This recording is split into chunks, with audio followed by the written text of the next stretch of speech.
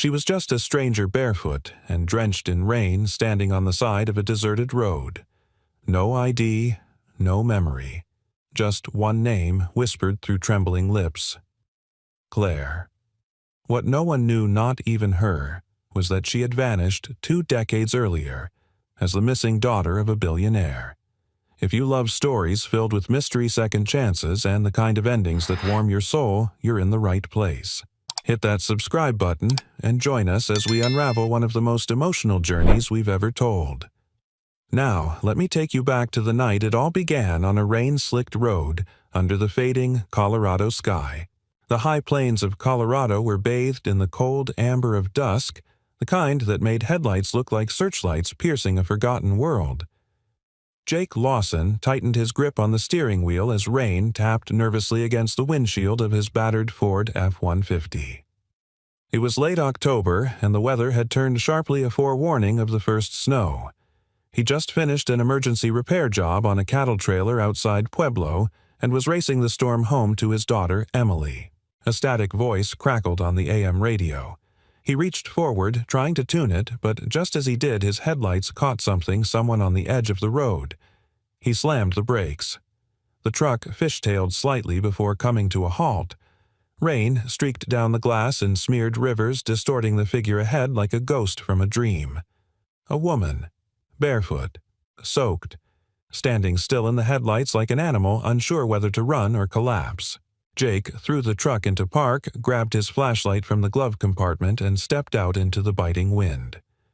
"Ma'am," he called out, cautious but concerned. She didn't move. He stepped closer, boots crunching against the gravel shoulder. She was in her early 30s, thin, pale, wearing a light summer dress completely inappropriate for the 40-degree weather. Her hair clung to her face and shoulders in wet strands. Her arms hung limply at her sides. Her eyes met his wide, searching, as if she were scanning his face for a memory that refused to surface. "You okay?" Jake asked again, lowering the flashlight beam so as not to blind her. "Are you hurt?" She didn't answer. Her lips trembled, and she finally whispered something barely audible over the wind. "Claire," she said. Jake took off his flannel overshirt and carefully draped it over her shoulders. She flinched at first, then let him. "Claire." "Okay. Can you tell me what happened? Were you in an accident?" She shook her head slowly. Then again, faster, like a reflex rather than a thought. I don't know." Jake's gaze moved down to her feet. Bruised, dirty. Definitely not from any car crash. This woman had walked miles. The kind of miles people don't walk unless they're running from something, or running to something they can't quite name. He glanced around. No vehicles, no footprints beyond hers, no sign of anyone else nearby. He made a decision. "I'm taking you to the clinic," he said gently. "No," she said instantly, stepping back, her face suddenly contorted with panic. "No hospitals." Jake paused, studying her. The fear in her eyes wasn't confusion. It was embedded, learned, real. He nodded slowly. "Okay, no hospitals. But you can't stay out here. I've got a warm truck and my daughter's at home. It's safe, I promise. Just until we figure this out." She hesitated, then followed him in silence to the truck. As Jake drove back toward Silver Ridge, he occasionally glanced over. Claire sat rigidly staring out the window as if the dark countryside held answers she couldn't reach. The dashboard heater blasted warm air, fogging the windshield at the corners.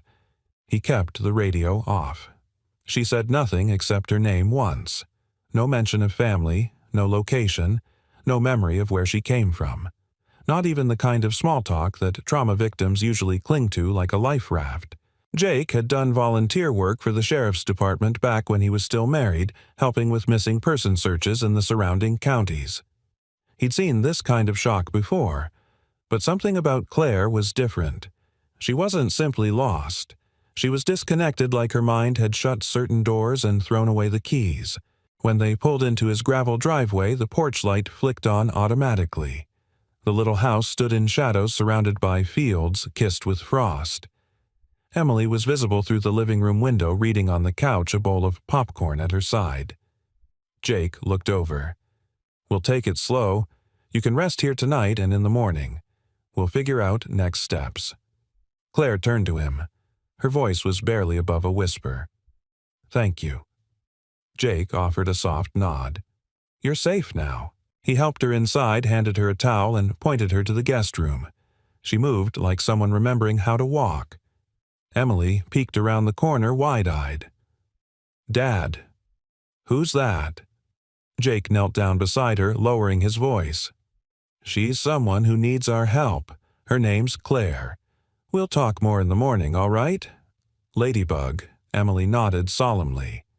As the rain picked up again outside, Jake stood by the window for a long time, watching the driveway, his gut tense. He didn't know who Claire really was, but every instinct in him said one thing. Someone out there was probably looking for her, and they might not be coming with good intentions. The first sound Claire heard was rain. Not the harsh patter of storm water on asphalt, but the softer kind dripping from gutters onto the porch roof, rhythmic like a metronome. For a moment, she didn't know where she was. The scent of fresh linen and pinewood soap anchored her. Then the memory came back: the truck, the headlights, the man named Jake. She sat up abruptly on the guest bed, the oversized flannel shirt still wrapped around her shoulders. The walls were painted a soft eggshell white, the bed neatly made with a faded quilt. A small nightstand held a lamp and a copy of To Kill a Mockingbird. The room looked lived in. Real. Safe. Yet her heart beat like a warning drum. She moved toward the door and paused, hand hovering over the knob. A dozen questions crowded her mind, none with clear answers. Why couldn't she remember her last name? Where had she come from? Every time she tried to reach into the fog of her past, it pushed back hard like a wall laced with thorns. Jake stood in the kitchen, already dressed in jeans and a long-sleeved thermal. His hands worked expertly flipping pancakes while his phone lay untouched on the counter. He heard the creak of a floorboard and turned just in time to see Claire emerge from the hallway. She looked uncertain, barefoot, and still pale from the night before. "Morning," he said gently, flipping a pancake with practiced ease. "You're safe. That part hasn't changed." Claire offered a cautious nod. "Where?" "Am I? Silver Ridge, about 30 miles outside Pueblo. Tiny town, barely a dot on the map. You've been here since last night." She glanced around, absorbing the neat kitchen. The spice rack alphabetized a framed photo of a little girl with dimples on the fridge. "You live alone?" "Not quite." Jake turned toward the hallway. Emily breakfast. Footsteps padded down the stairs, and Emily appeared small, blonde, and still in her fuzzy dinosaur pajamas. She eyed Claire with that blend of curiosity and caution unique to 10-year-olds. "Hi," she said. Claire hesitated, then smiled faintly. "Hi." "You look better this morning," Emily added. "You were all wet and shaky last night." Jake cleared his throat with a chuckle. "She means that kindly." Claire looked between them, this man and his daughter. There was a steadiness here, something she couldn't remember ever feeling, even if she didn't remember much of anything else. After breakfast, Jake stepped out to take a call from the sheriff's department. He kept his voice low but firm, answering a few procedural questions about the incident the night before. When he came back inside, Claire was sitting at the kitchen table, staring into her cup of tea like it held secrets. "No match in the missing persons database," he said carefully. She looked up. "Nothing at all." Jake shook his head. "No one with your first name, approximate age, or description flagged any alerts. That doesn't mean you're not in there somewhere. Records can be messy, especially if your disappearance wasn't officially reported." Claire wrapped her arms tighter around herself. "So, I'm just no one." Jake sat across from her. "Let's not go jumping off that cliff just yet. You've got a name. You've got a heartbeat. That's more than some folks have to start with." He slid a pad of paper across the table. "I want you to try something. Close your eyes. Let the memories come without pushing. Any name date detail, even if it feels random. We'll follow any thread we get." Claire stared at the blank page. For a moment, she didn't move. Then she picked up the pen and began to write. Not a sentence. Not a name. Just one word. Willowmere. Jake leaned forward. What's that? Claire's brow furrowed. I don't know. It just came to me. Like a place. Or a house, maybe. Jake typed the word into his laptop. A few hits popped up: a lakeside retreat in Oregon, a vineyard in California, and a historic estate in northern Colorado. He clicked on the third result. Claire's hand went to her mouth. The black and white image on the screen, a sprawling mansion with ivy-covered walls and a wide circular drive, ignited something deep inside her. Her breath caught. I've been there. Jake's voice was calm, but his pulse quickened. Are you sure? Claire nodded, slow and trembling. The driveway. The stone fountain in the center. It had lilies. I used to count them. Jake turned the screen toward her. That's the Carlyle estate, or it was. Belonged to the Carlyle family until it was sold off in 2010. Abandoned now. Claire's eyes narrowed. Carlyle. That name. It feels. She stopped clutching her forehead. Pain. Sudden and sharp.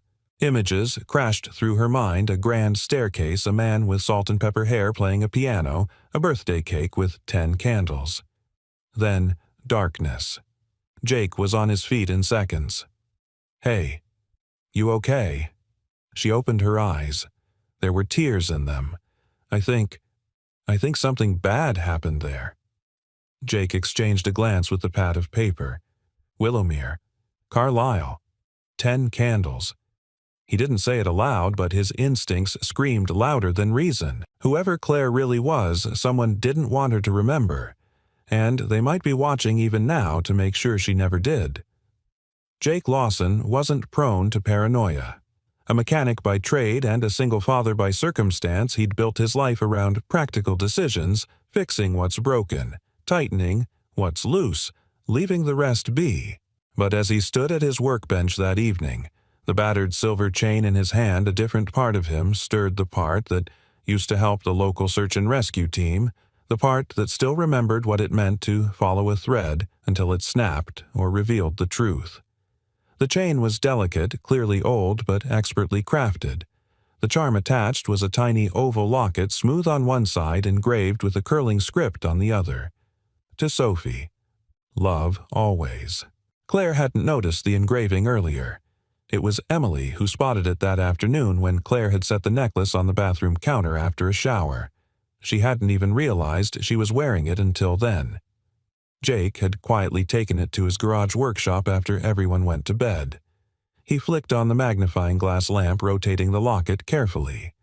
The clasp was solid, and with a bit of delicate pressure it popped open. Inside, aged but intact, was a tiny photo, a man with distinguished features, dark suit, gray temples, and a half-smile that looked forced. Jake blinked. The man seemed vaguely familiar. He'd seen that face somewhere. He opened his laptop and pulled up the article he'd found earlier: the Carlyle estate, once one of the most opulent properties in Colorado, now abandoned. The article featured a photo of the Carlyle family at a 2002 charity gala: Victor Carlyle, his wife Eleanor, and their daughter Sophie, age 10. Jake's breath caught. It was him, the man in the locket. Victor Carlyle. Jake leaned back slowly, the realization settling into his bones. Claire wasn't just connected to the estate. She was connected to the man who once owned half the county. And if she was Sophie Carlyle, then... He rubbed a hand across his face. The girl who vanished in the summer of 2002 during a stormy weekend of chaos and speculation was presumed dead after weeks of fruitless searches. The case had gone cold, buried beneath real estate lawsuits and corporate power struggles. No one had been charged. No body had been found. And now, over 2 decades later, a woman with no past showed up on the side of a road wearing the missing girl's necklace. Claire stood on the porch, wrapped in a blanket, her bare feet tucked beneath her. The stars above were faint, washed out by the thin cloud cover, but the air was still and the night eerily quiet. Jake stepped out and sat beside her.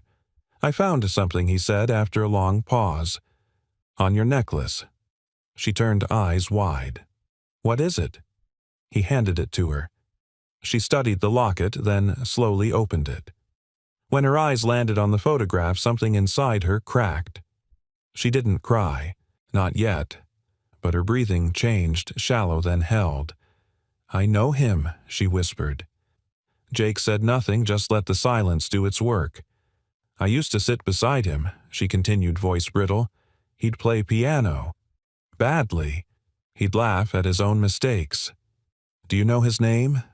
She nodded, almost imperceptibly. "Victor." Jake gently confirmed, "Victor Carlyle." "Your father, if this locket means what we think it does." Claire blinked, stunned by how the word father echoed inside her like a bell struck in an empty cathedral. "I don't remember him fully," she admitted.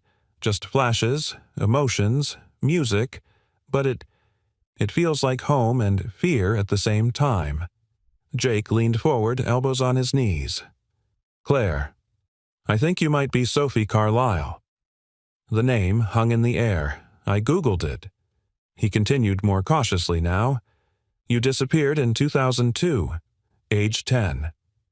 There was a media frenzy, but no answers, no suspects, just vanished." Claire stared into the night as if looking back in time. "That summer," she murmured, "there was a party, so many people. I remember flowers, white roses in every room. My mom wore pearls. My dad, he was arguing with someone, loud voices. I hid in the hallway."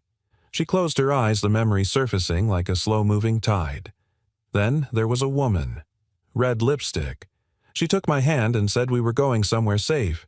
She smelled like smoke and lavender." Jake stiffened. "Do you remember where she took you?" Claire shook her head. "I remember a car, rain on the windows, and then pain, like falling." She pressed her fingers to her temple. Then nothing. Jake didn't push further. Trauma layered over time could be dangerous to peel too fast. "Whoever took you, they didn't want you found," he said quietly. "But something went wrong. You didn't stay hidden." Claire looked at him, the question forming in her eyes before it reached her lips. "Why now? Why am I only remembering this now?" Jake shook his head. "That's the question, isn't it?" Back inside, Jake tucked Emily into bed, then sat at the dining table long after the house had gone quiet. The article on his screen glowed softly. "Carlyle heiress disappears estate in legal turmoil." He stared at the headline, heart pounding. If Claire really was Sophie Carlyle, this wasn't just a personal mystery anymore, it was a legal powder keg. He made a silent vow, no matter how deep this went, no matter who tried to stop it, he'd help her find the truth. Not just because it was the right thing to do, but because he was starting to care more than he should. And caring Jake Lawson knew had a way of rewriting destinies. The Carlyle estate wasn't listed on any GPS app.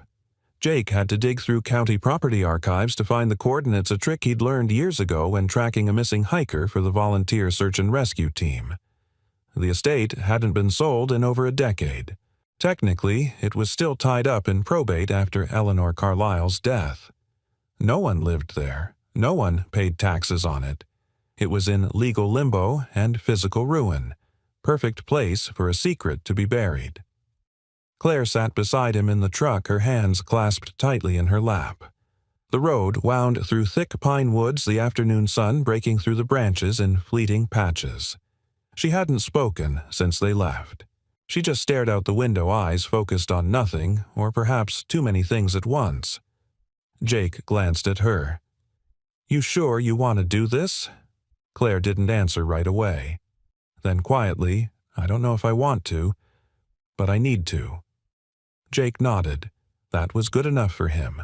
The estate emerged slowly behind a bend in the trees like something exhaled from a forgotten century. The wrought iron gate, once ornate, now sagged under rust and moss. Beyond it, the mansion stood tall but weathered. Ivy choked the once grand columns. Windows were clouded or broken. The circular drive was cracked weeds breaking through its surface like scars. Claire's breath hitched. Jake parked the truck, stepped out, and pushed the gate open with a slow groan of metal. Claire followed every step on the gravel loud in the silence. She stopped at the edge of the drive. "I've been here before." Jake turned to her. "What do you remember?" She pointed toward the center of the circular drive. "There was a fountain here. White lilies floated in it. I used to sit there and count them." He looked. The stone basin was still there, though empty and cracked long dry. A few weeds had grown up through the base, but in the center, just visible under dirt and moss, was a metal lily. He didn't speak. Didn't need to. The look on her face said it all. Inside the mansion smelled of dust and old wood. Their footsteps echoed as they moved through the vast entry hall past the twin staircase that curved upward like wings. Sheets covered the furniture, though most were tattered by time and mice. Sunlight filtered through dirty glass, catching motes of dust like falling stars. Claire's steps slowed as they passed the parlor. She stopped at the doorway. There, she whispered. Jake followed her gaze. In the corner stood a grand piano, its black lacquer dulled, a few keys exposed where the cover had warped. "My father used to play," she said. "Badly, but he loved it." She moved to the bench, sat down slowly, and lifted the lid. Her fingers hovered over the keys, uncertain, then landed gently.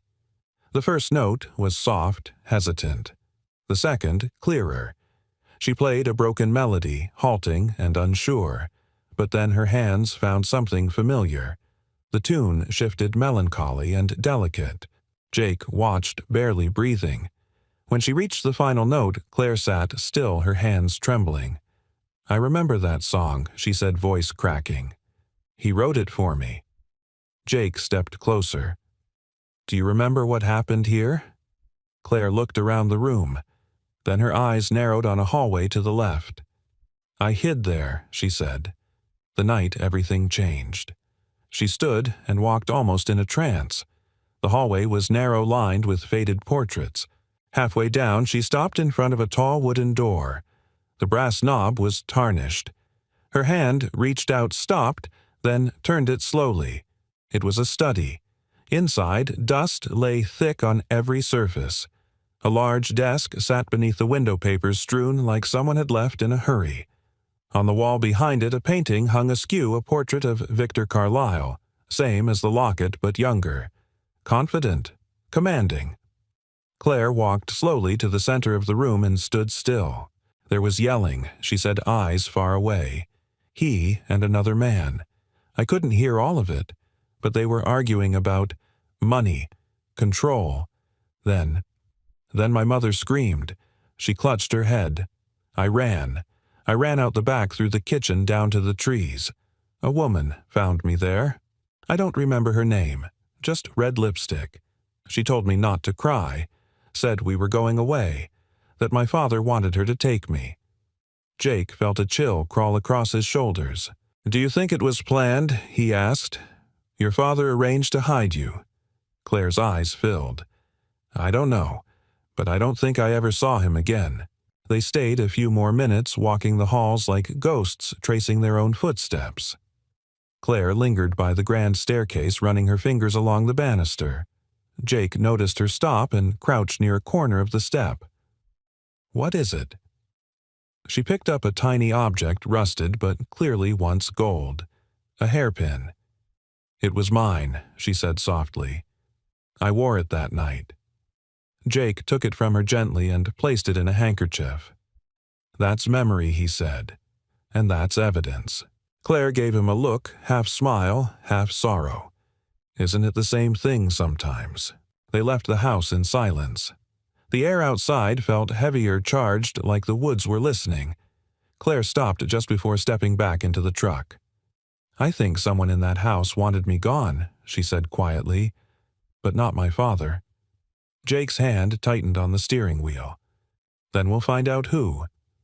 Because now it wasn't just about helping her remember. It was about making sure no one ever tried to make her disappear again. Jake stared at the photo on his screen, the blue light of his laptop casting sharp shadows across his face. The image was old, a scanned clipping from the Denver Herald, dated June 17th, 2002. It showed the Carlisle family at the Willowmere Children's Benefit Gala, one of Colorado's biggest high society events of the year. Victor Carlisle in a charcoal tuxedo, dignified. Eleanor Carlisle, regal in white silk. And, between them, a smiling girl in a ruffled lavender dress. Sophie Carlisle, age 10. Jake leaned back slowly. The resemblance to Claire was no longer a question of coincidence. It was undeniable. The headline read, "Carlisle Heiress Vanishes After Gala Search Underway." The story painted a carefully edited picture Sophie had gone to bed early after the gala and was discovered missing the next morning. No sign of forced entry. No ransom note. The family had remained tight-lipped. The search at the time had made national news for 2 weeks before quietly fading into the noise of other crises. What the article didn't say was far louder. Claire sat at the kitchen table, hands wrapped around a mug of chamomile tea. Her eyes were fixed on the wall, but her mind was far elsewhere. There were white roses everywhere, she said, her voice barely above a whisper. I remember that night. The gala. I hated the dress. It itched. Jake looked up from his seat across the table. Claire continued, eyes growing more distant with every word. The house was full of people. Waiters in white gloves. Flashbulbs. Music. My mother had her arm around me all night too tightly. I think she was scared. Or angry. I couldn't tell then. But I feel it now. Jake said nothing. He let her speak. There was a man with a scar on his cheek. He brought my father a stack of papers. My father. He refused to sign them. I remember him yelling and my mother whispering something sharp in his ear. She shivered. Then the storm came. Lightning. The lights flickered. And that's when I ran upstairs. I hid in the hallway closet. I wanted the night to just end. Jake leaned forward. And then I must have fallen asleep in there.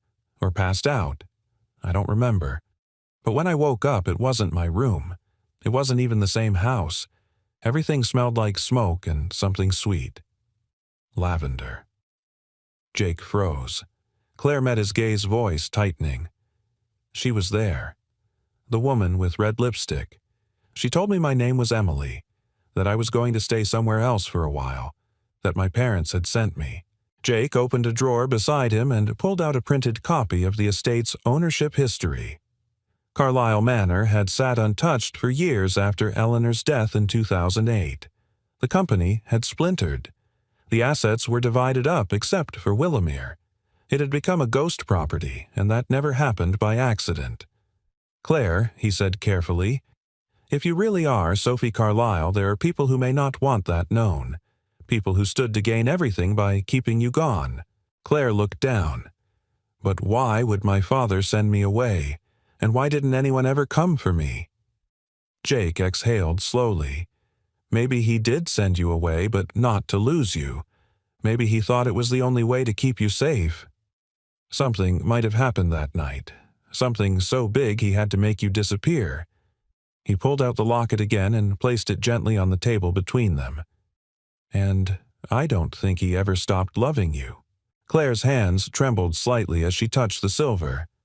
For a moment, silence fell between them, thick and aching. Then Jake's phone buzzed. He glanced at the screen. Maggie Ryland, an old friend and local reporter. He answered quickly.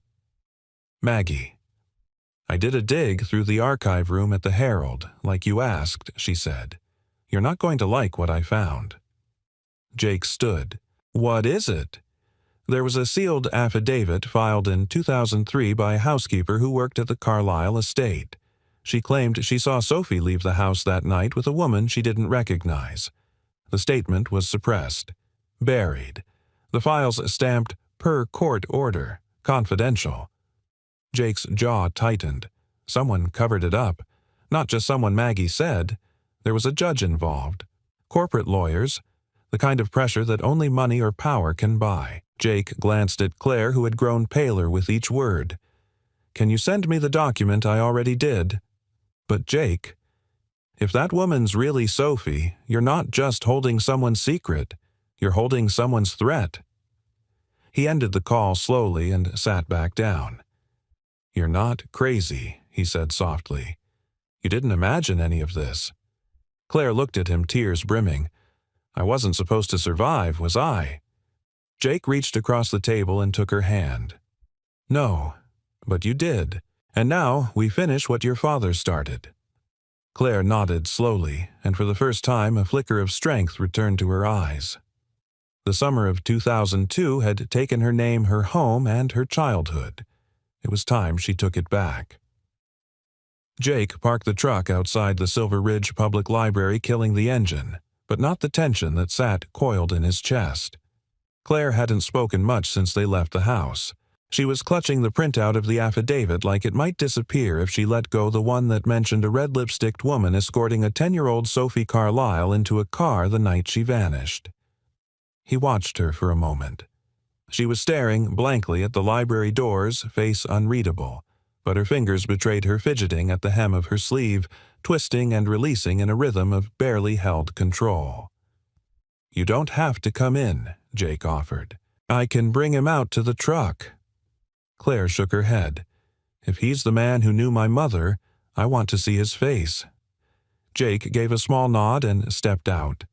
Inside the library was warm and quiet, the smell of paper and polished oak welcoming like an old friend.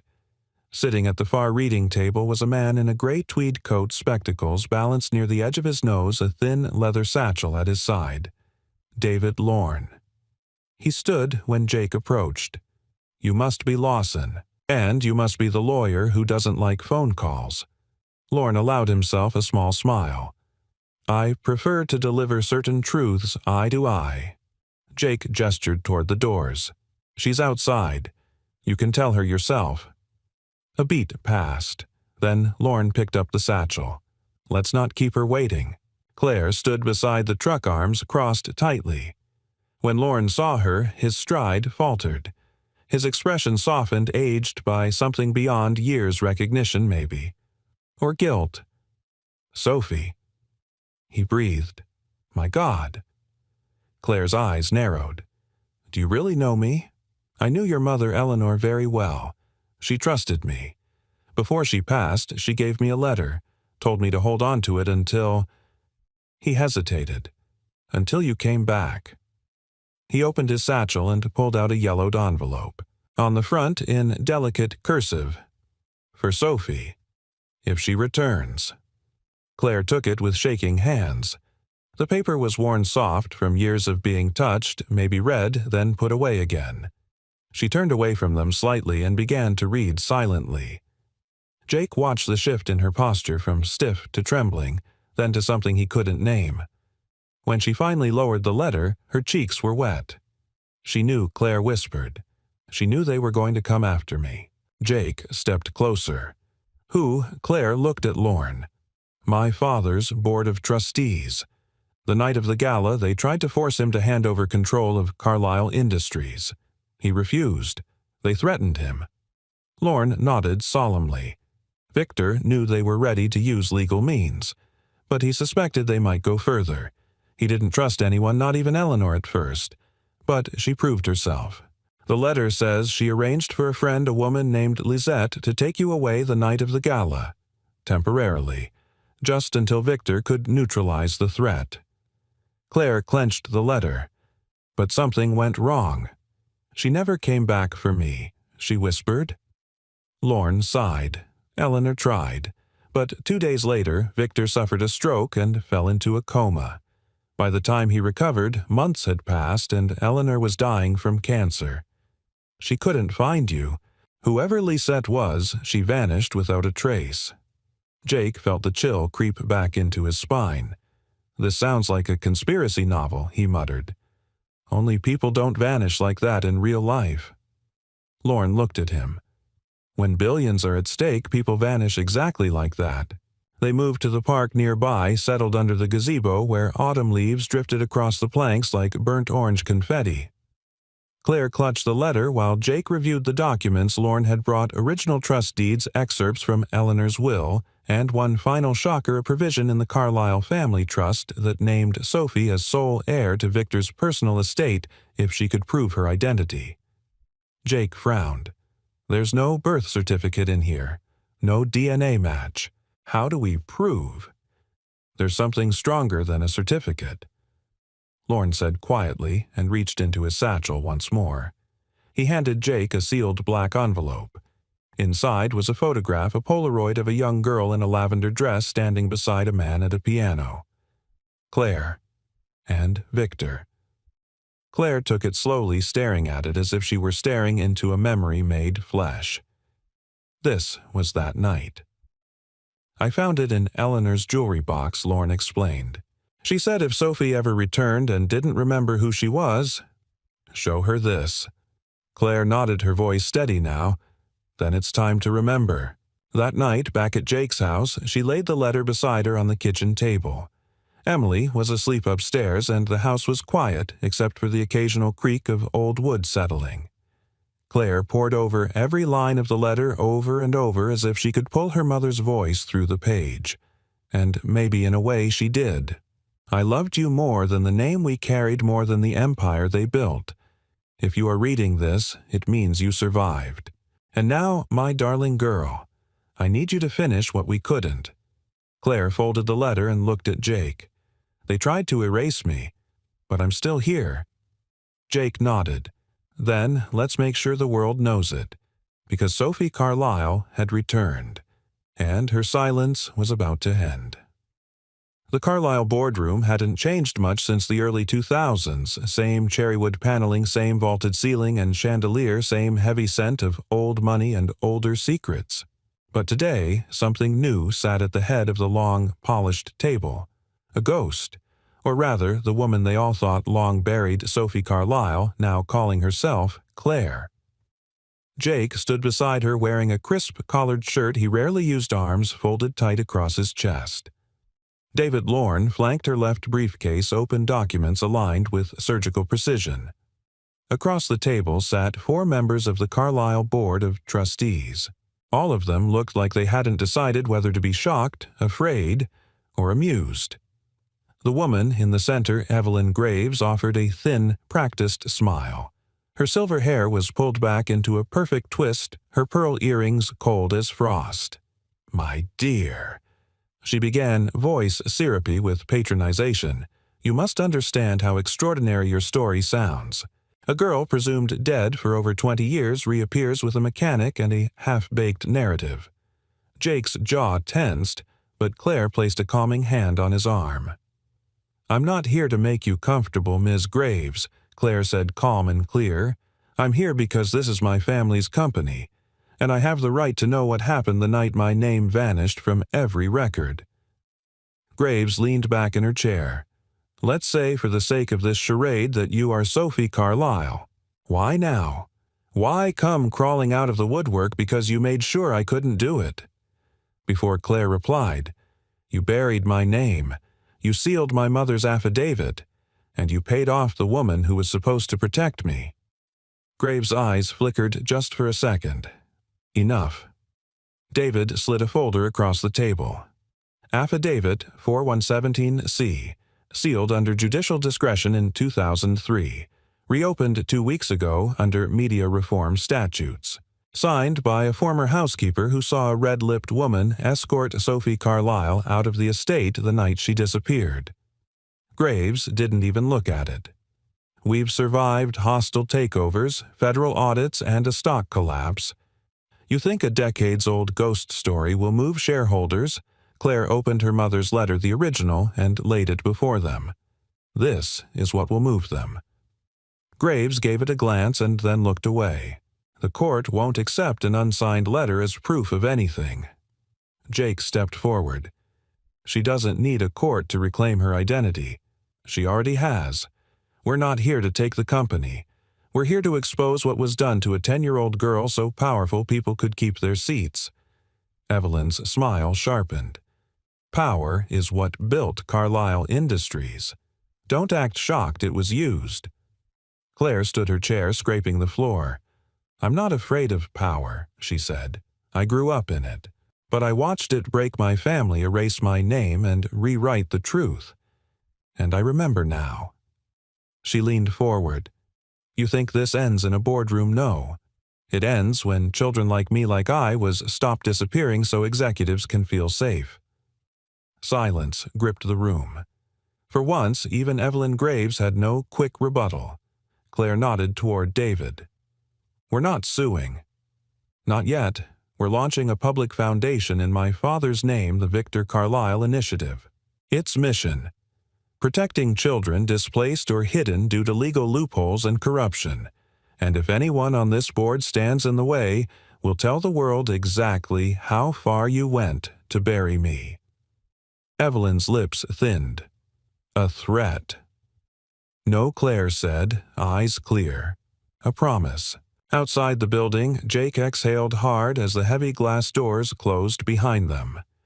Remind me never to get in your way. Claire gave him a sideways glance. I had to face them. I couldn't let them win again. Jake smiled. You didn't just face them, Claire. You stood taller than the whole room. She looked up at the city skyline, not in awe, but in reclamation. For years, these buildings had been part of a world she never got to grow into. Now, she didn't need to belong to it to stand tall within it. That night, back in Silver Ridge, Emily ran out to greet them as they stepped out of the truck. Claire bent to her level. I missed you. Emily grinned. I drew you something. She held up a crayon drawing a house 3 stick figures a son wearing sunglasses.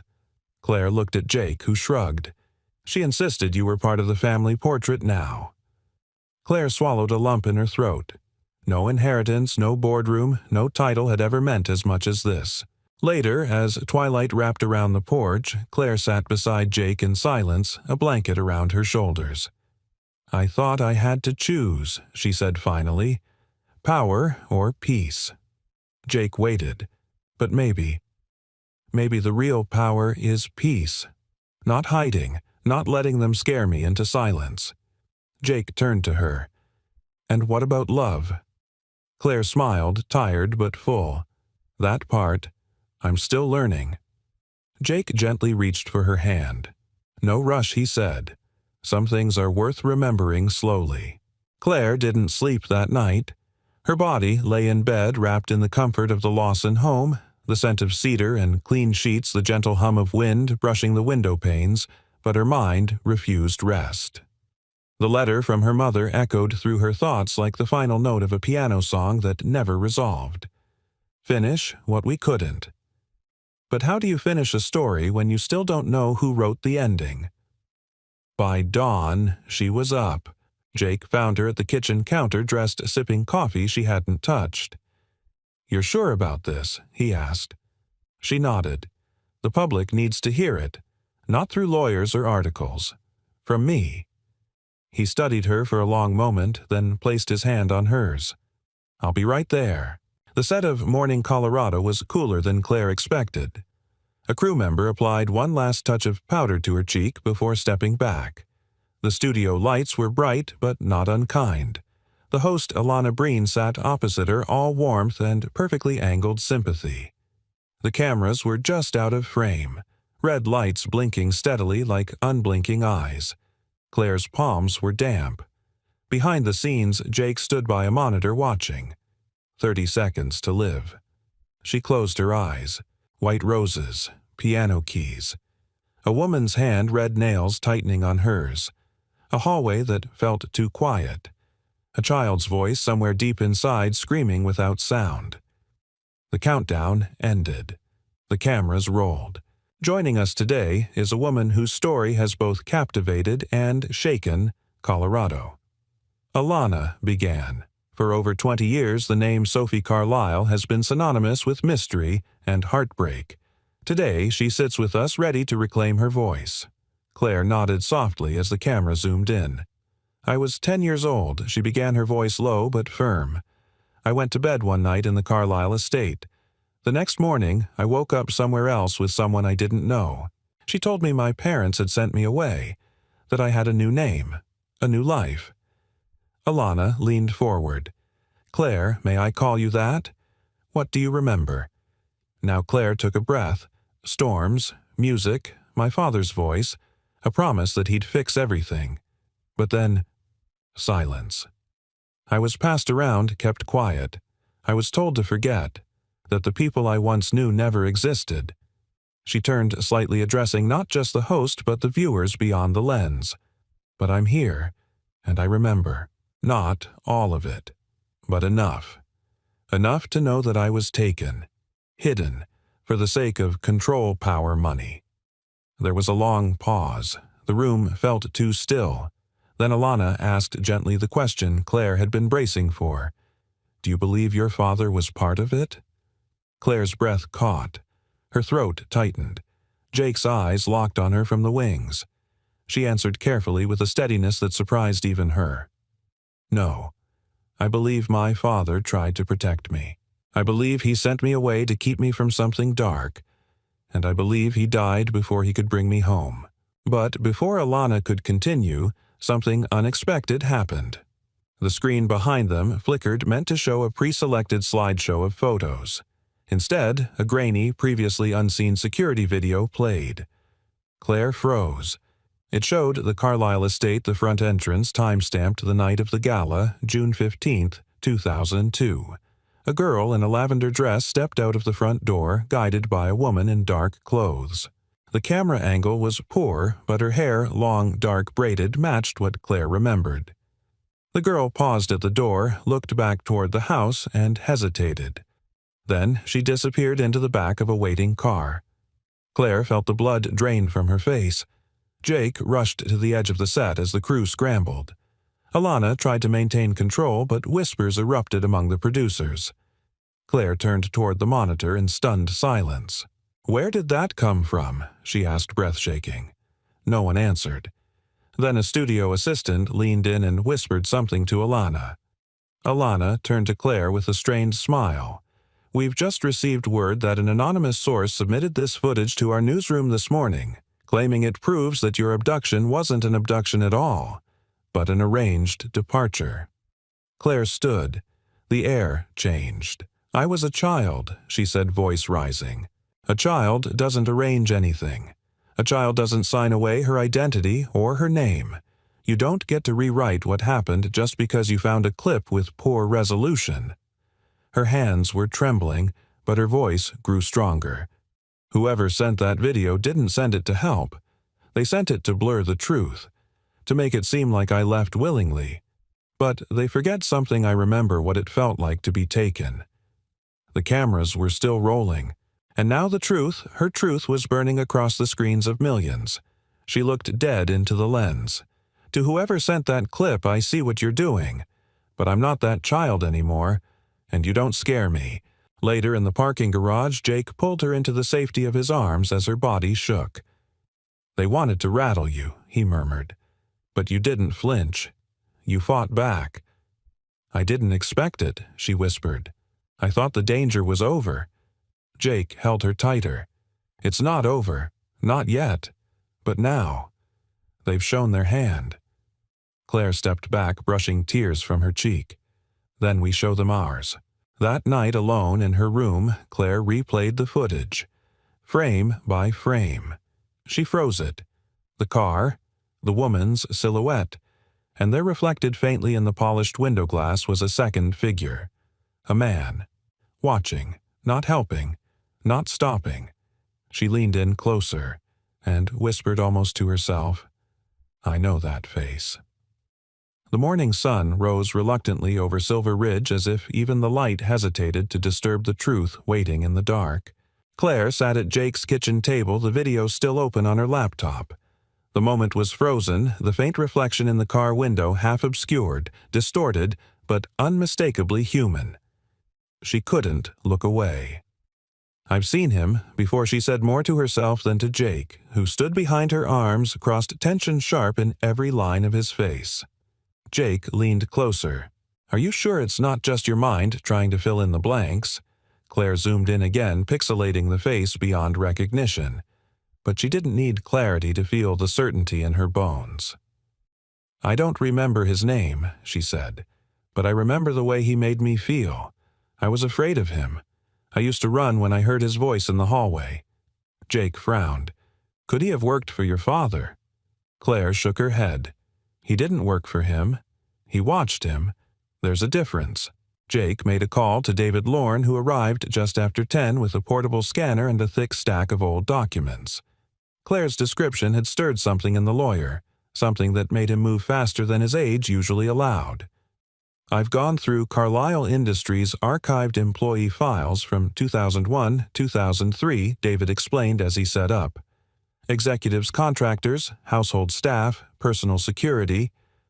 Most of it's boilerplate. But there was one anomaly. He pulled out a thin file and laid it on the table. Matthew Dane. Private contractor.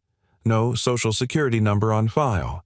Hired under a special consultant clause for Victor Carlyle's personal security detail. Started 3 months before Sophie disappeared. Terminated 2 weeks after." Claire's hand moved to her throat.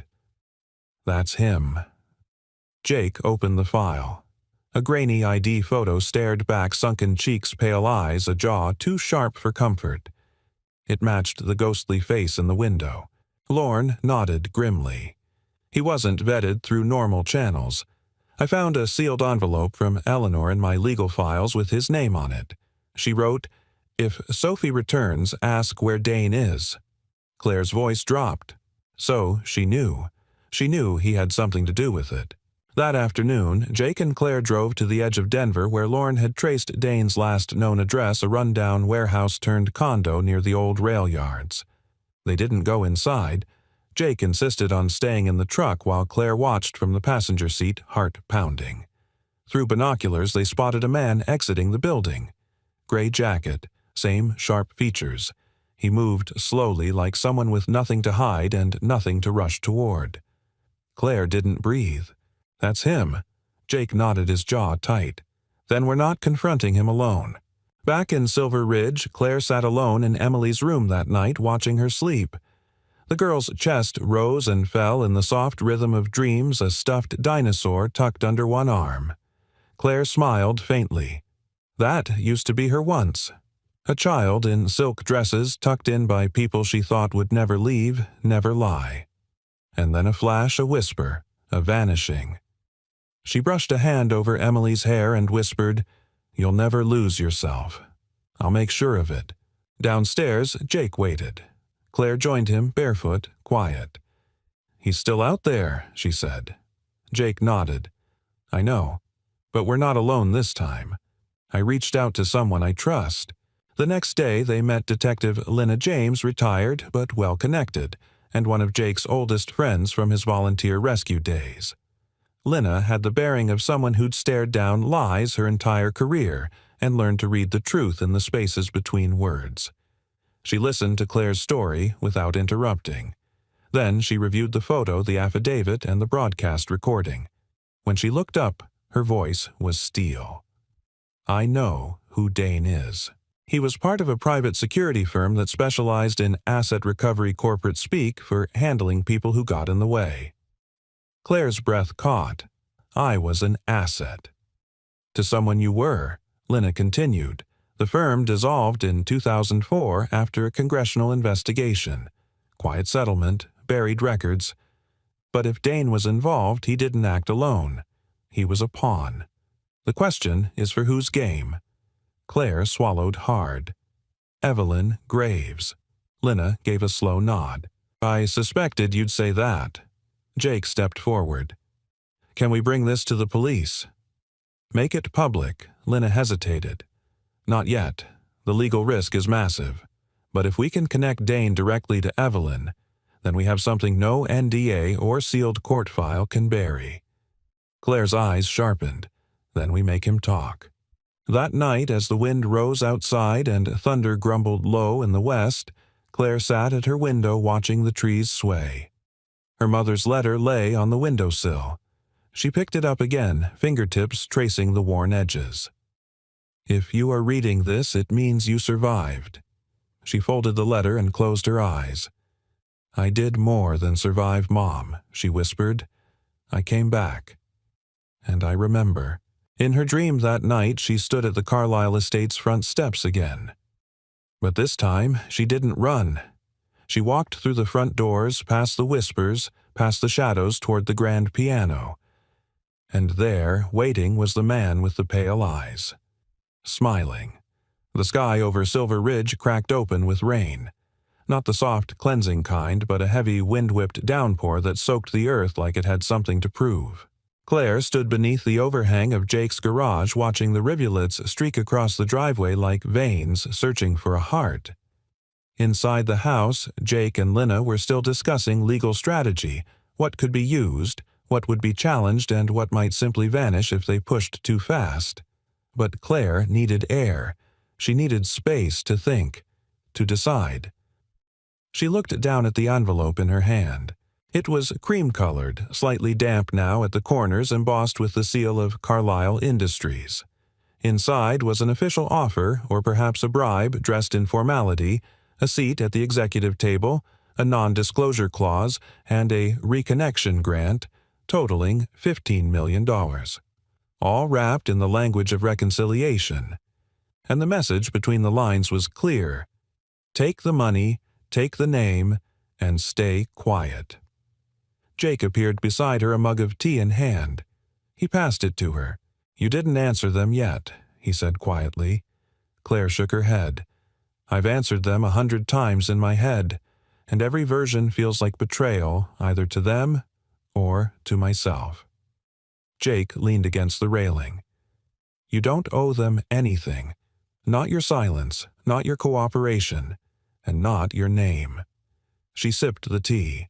It was warm, steady like him. I thought reclaiming my identity would feel like victory, she said, but all I feel is hollow. I don't want to wear a name they used to erase me. Jake nodded. Then don't. She looked at him. Walk away from it, he said. From the title, the power, all of it. You've already proven who you are, not through inheritance, but through the way you fought to remember, to be seen. That's what Emily sees. That's what I see. Claire turned back toward the rain, the silence between them rich and unsaid. That evening, she sat with Emily at the kitchen table, helping her with a school art project, a collage about what makes a family. Emily had cut out magazine pictures, a porch swing, a hand holding a child's pie on a windowsill. And right in the center she'd drawn 3 stick figures, one tall with brown hair, one small with pigtails, and one with a curly ponytail and a big smile. That one's you, Emily said, proudly pointing. Claire felt the lump rise in her throat. I love that she whispered. Emily tilted her head. So, are you going to be in our family for real now? Claire blinked back emotion. Would you want that? Emily beamed. Duh. Later that night, Claire sat alone in Jake's small study. The letter from Carlisle Industries was on the desk, untouched. Next to it, a blank notepad. A pen. She picked it up, wrote one word across the page. Claire Lawson. She stared at it.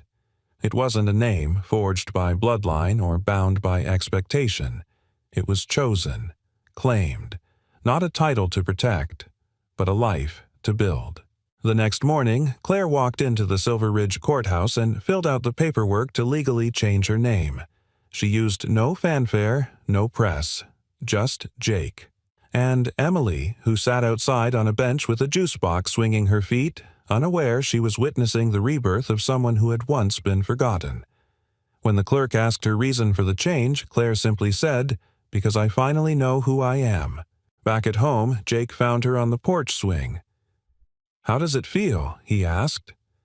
"Lighter," she replied. "Like the past is still there, but it's no longer holding the pen." Jake handed her a folder. Inside was a certificate, not the name change, but something else. "What's this?" He smiled. "Official charter for the Sophie Carlisle Foundation. You said you didn't want to carry the name, but maybe it can still help someone." Claire stared at it, heart swelling. "A foundation," she said softly. Jake nodded. "For kids who fall through the cracks, who get lost between systems, between stories like you did.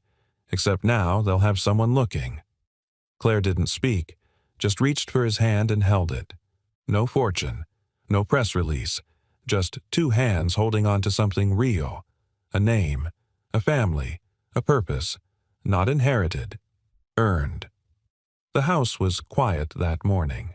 Claire stood in the doorway of the garage watching Jake pack up tools into the back of his truck. It was a Saturday, normally his one day off, but she knew he'd volunteered to fix the brakes on a neighbor's pickup because he needed the space to think. He always did that, worked with his hands when his heart was full. She stepped out slowly. Got room for one more. Jake turned startled, then smiled. Always. She walked toward him, slowly, purposefully. Her hair was tied back in a loose braid, the one Emily insisted made her look strong and ready.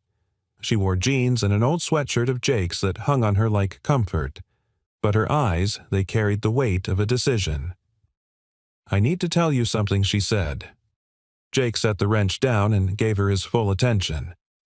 "I got a call this morning," she continued, "from Evelyn." Jake stiffened. What did she want? She said the foundation announcement has the board nervous.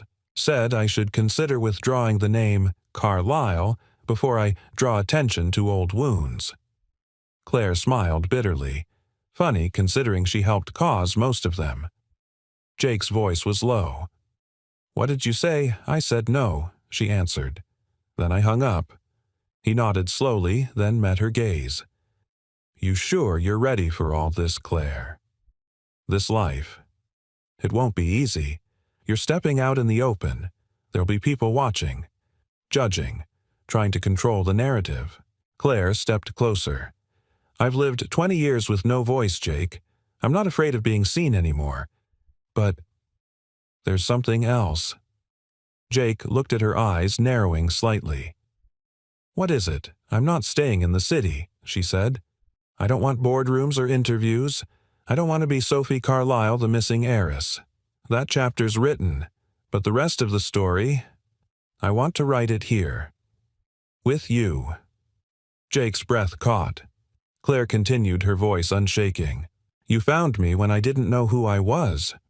You didn't ask for anything, just made space for me, gave me a home when I didn't have one, and never asked me to be anyone else." She took his hand. "And now I want to be here because I choose to be. Not because I'm hiding or surviving, but because I'm alive." Jake looked at her, searching her eyes, and found nothing but truth. "I never thought I'd fall in love again," he said quietly. "But then you came along barefoot, scared, and drenched in rain, and somehow everything after that made sense." She smiled. "So what do we do now?" He squeezed her hand. "We live," he said, "one ordinary, beautiful day at a time." That afternoon, Claire, Jake, and Emily drove out to the edge of the county where the land opened up in broad golden fields broken only by a small, unused community center with peeling white paint and a wraparound porch. A "for sale" sign leaned crookedly in the yard. Emily jumped out of the truck and ran up the steps. "This is it, right? This is the one." Claire nodded, heart-pounding with a new kind of anticipation. "This is the headquarters of the Sophie Carlyle Foundation," she said. "Or it will be." Jake chuckled. "Gonna need a lot of paint." "We've got time," she said. They walked through the old building, tracing their fingers along dusty woodwork, peeking into sunlit rooms where laughter hadn't echoed in years. Emily found a stack of old art supplies in a closet and declared one room the Creativity Lab. Jake paused in what used to be a small library and said, "You could teach here. Workshops, outreach, maybe even mentoring." Claire looked around. "I don't want to just give out grants. I want to be part of it. Present. Grounded." He grinned. "Then this is a good place to grow something real." That night back home, they gathered on the porch with hot cocoa and blankets. The stars stretched over the Colorado sky like a map of second chances. Claire looked at Emily, curled up beside her. "Do you remember the night I first came here?" she asked. Emily nodded. "You were cold and didn't say much." Claire smiled. "That sounds right." Emily sipped her cocoa. "You talk a lot now." Jake laughed. Claire leaned into them both and whispered, "I was lost, but you helped me find home." She didn't need a last name to feel whole anymore. But if she had to choose one, she'd choose the one Emily gave her in crayon scribbled over a drawing of a porch and 3 stick figures. Lawson. Not because it was given to her, but because she earned it every step, every memory, every scar she reclaimed. And now it was hers.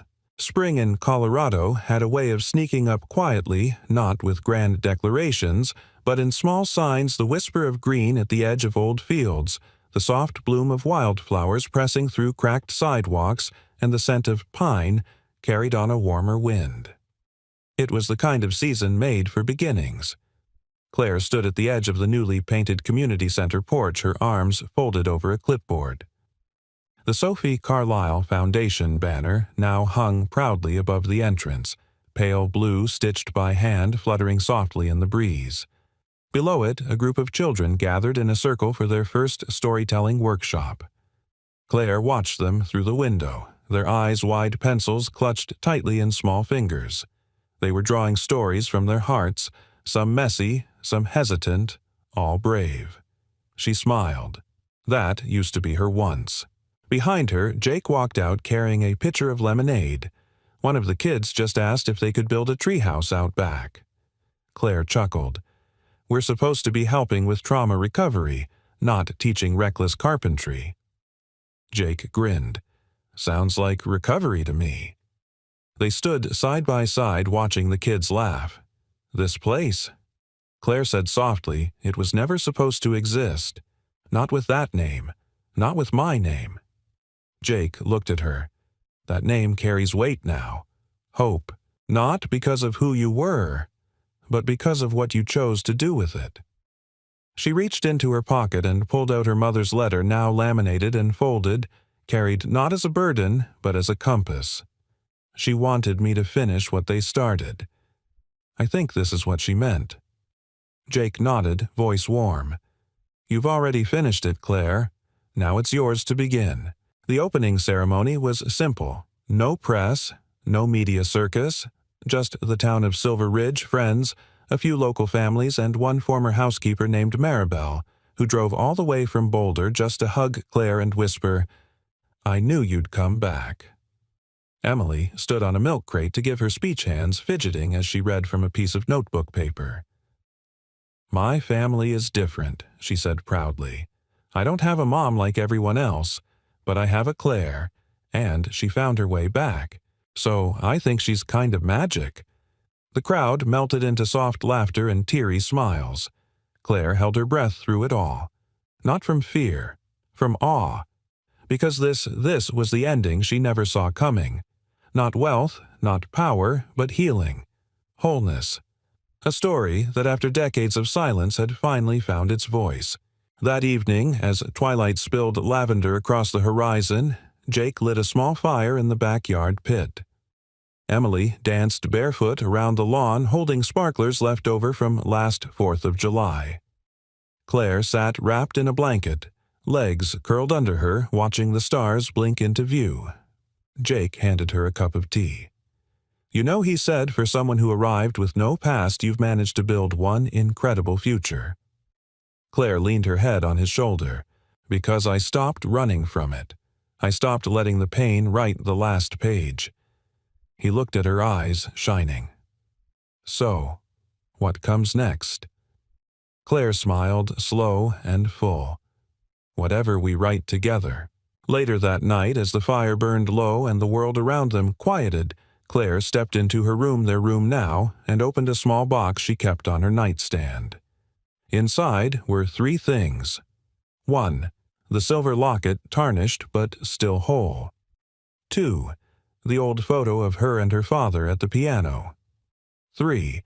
And a drawing from Emily 3 stick figures under a banner that read, Home. She placed the drawing on the wall, took the locket in her hand, and whispered, I found my way back, Dad. And I'm okay now. Outside, the wind carried the sound of children laughing in the distance, not haunted, not hiding, just being. Claire stepped onto the porch, the stars above lighting her path. And in that moment, she knew she wasn't the girl who vanished anymore. She was the woman who returned. And this time, she wasn't going anywhere. What would you have done if someone you loved disappeared and returned not remembering who they were? We'd love to hear your thoughts. Let us know in the comments. Where are you watching from, and what part of this story touched you the most? If this story moved you, please consider subscribing to the channel. It helps us bring you more powerful, heartwarming stories just like this. And, above all, thank you for being here, for listening, for feeling. Until next time, take care of yourself and each other.